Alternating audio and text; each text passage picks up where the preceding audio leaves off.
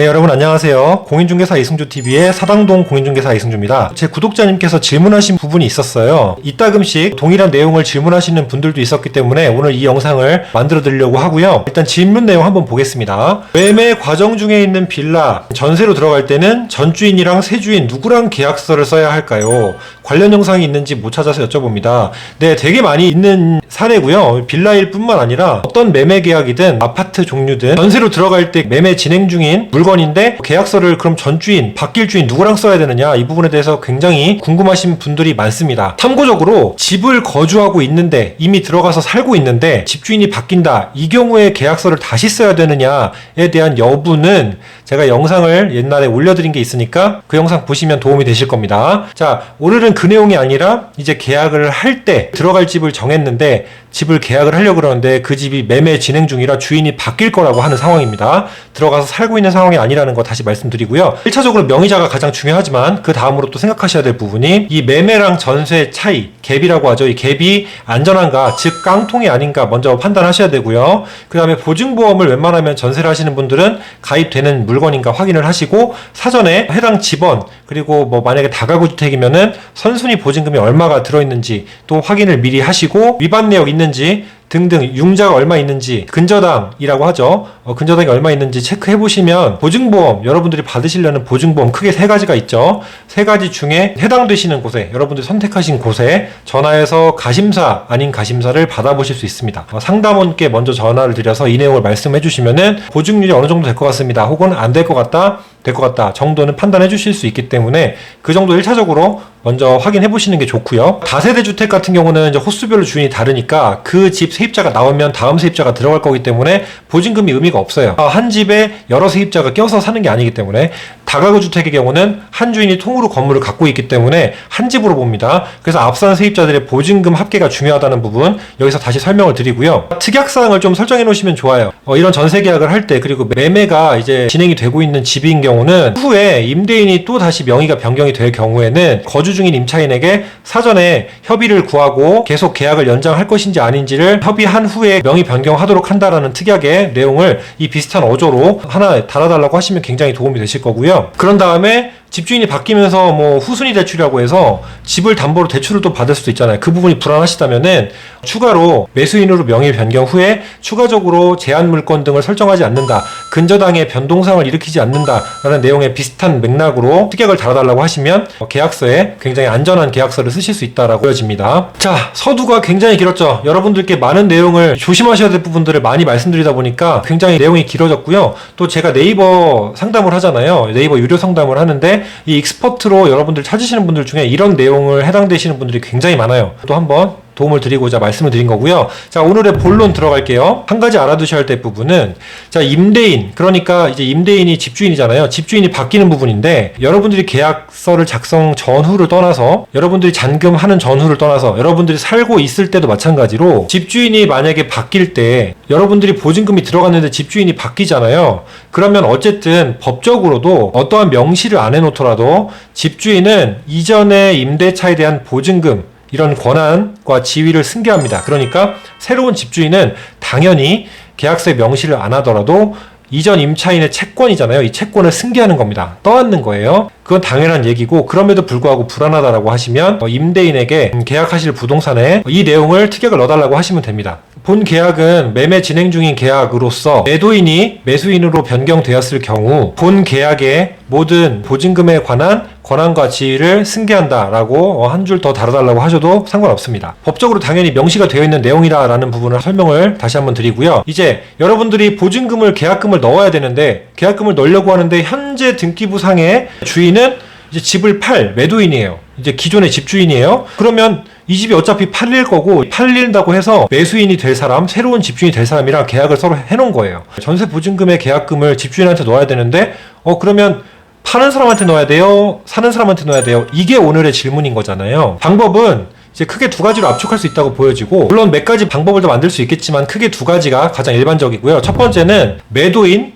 매수인, 그러니까 이전 집주인, 새로운 집주인 두 명과 각각 계약서를 체결하는 겁니다. 동일한 내용을 쭉 쓰고 임대차 기간도 금액도 다 동일하겠죠. 쓰고 한 명씩 계약서 똑같은 내용을 쓰는 겁니다. 만약에 계약이 깨졌다 그러면 다시 이전 집주인이 그대로 주인을 유지하기 때문에 이 사람과 그냥 이 해당 계약서를 그대로 유지해서 이 사람에게 잔금을 입금해서 살면 되는 거고, 그 다음에 새로 올 매수인과 계약서를 써놨어요. 그러면 이 새로 올 사람이 만약에 제대로 등기 이전을 해서 집을 잘 사가지고 이 사람과 이제 계약 관계가 성립이 됐다라고 하면 이 사람 걸 사용하면 되는 거죠. 자, 그 방법도 있고요. 자, 두 번째 방법은 제가 주로 선호하는 방법입니다. 이게 조금 더 안전한 방법이라고 저는 생각을 하고요. 일단은 지금 현 시점에 주인이 누구냐를 가지고 먼저 판단을 하는 거예요. 그리고 특약 내용에 주인이 바뀔 경우 어떻게 한다라는 내용을 써주는 방면으로 저는 좀 진행을 하고요.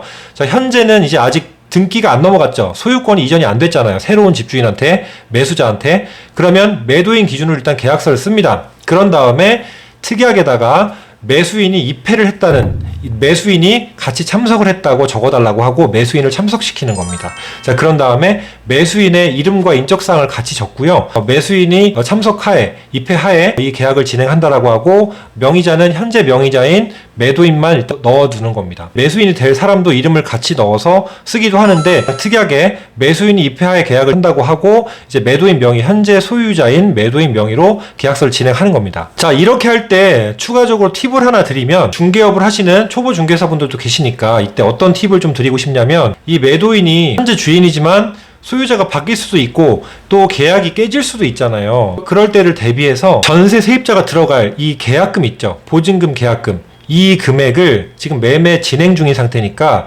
중도금이 아직 안 들어간 상황이라서 계약이 깨질 수도 있는 거잖아요. 참고적으로 중도금이 들어가면 계약 해지가 안 됩니다. 이 부분 알아두시고요. 자, 그러면 중도금이 안 들어간 상태니까 계약을 깨네 안 깨네 불안해서 우리가 계약서를 2장을 만드니 한 장만 하니 이런 얘기를 하는 거니까, 계약을 아직 해제를 할 수 있는 상황이라고 가정을 하면 입주하실 세입자의 보증금, 계약금이 되겠죠. 전세 계약금을 중도금 명목으로 만들어주는 거예요. 자, 그러면 매수 중도금이 되면 이제 이 세입자의 계약금이 매매 중도금으로 되니까 계약 해지가 안 되겠죠. 자, 그러면은 이제 매수인이랑 계약서를 써도 안전하고 매도인이랑 계약을 해도 상관이 없는 거죠. 매도인이랑 계약을 해도 이제 밑에 매수인이 입회하에 계약을 했다라는 내용이 있으니까 추가적으로 좀 안전장치가 되겠죠. 근데 이럴 경우에는 보통 10중 8구 어떻게 하시냐면, 임차인분한테 저 같은 경우는 여쭤봅니다. 자, 주인이 바뀌면 이 내용을 일단 1차적으로 써놓고 바뀐 주인과 동일한 내용으로 동일한 뭐 입주 기간, 뭐 계약 기간, 금액 다 동일하게 하는 조건으로 잔금이 넘어가면 등기 명의가 이전이 되면 새로운 집주인과 다시 계약서를 써드릴까요? 라고 합니다. 그런 다음에 매수인한테 양해를 구해요. 등기상 명의가 변경이 되면은 소유주가 이제 매수인님으로 바뀌게 되면, 그러면 이제 임차인께서 조금 불안해하실 수 있기 때문에, 물론 당연히 지위와 권한이 승계된다고 설명을 드렸지만 그래도 임차인께서는 이런 부분을 모르실 수 있기 때문에 번거로우시더라도 제가 다 준비해 놓을 테니 계약서 한 장만 새로 써서 이전 매도인과 계약했던 그 내용 그대로 매수인 분께서 현재 이제 권한을 갖게 되시기 때문에 매수인과 계약서를 한 장 새로 써놓을 테니까 도장을 찍어주세요 라고 설명을 드리고, 등기부에 명의자가 이전이 되면 새로운 집주인이 된 매수자와 새로운 계약서를 다시 작성을 하는 겁니다. 물론 조건이나 기간 다른 부분은 이전에 계약서 썼던 내용과 동일하게 해야겠죠. 바꾸면 안 되고요. 자, 이렇게 해서 크게 두 가지 방법을 설명을 드렸는데요. 제가 조금 장황하게 설명을 드렸던 부분이 없지 않은 것 같은데, 간단하게 매도인, 매수인 각각 계약서를, 똑같은 내용의 계약서를 명의자만 바꿔서 두부 쓰는 방법도 있고요.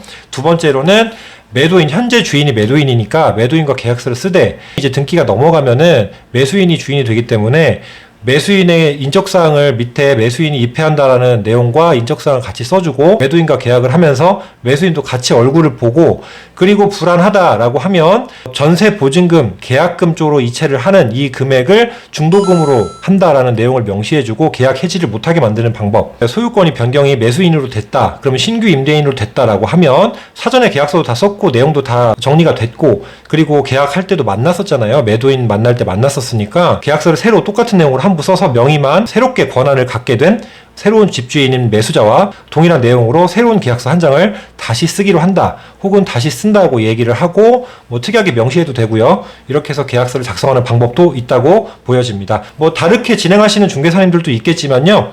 저는 이제 어쨌든 매매보다 전월세를 더 많이 하긴 하지만 매매 시에, 그리고 저도 실제로 제가 중개를 했을 때 이 방법이 훨씬 나았다, 그리고 집을 살 때 이 방법이 조금 더 많은 분들이, 그리고 세입자분들이 좀 안전하게 생각을 하셨다라고 해서 저는 두 번째 방법을 조금 더 선호합니다. 자, 이렇게 해서 오늘 영상 마치도록 하고요. 참고적으로 거주하시면서 집주인이 바뀌는 경우는 이 경우랑 다르기 때문에 이 경우는 다시 제 영상, 다른 이전 영상 한번 참고해 보시길 다시 말씀드립니다. 자, 오늘 내용도 도움되셨길 바랍니다. 다음 영상에서 또 만나겠습니다. 감사합니다.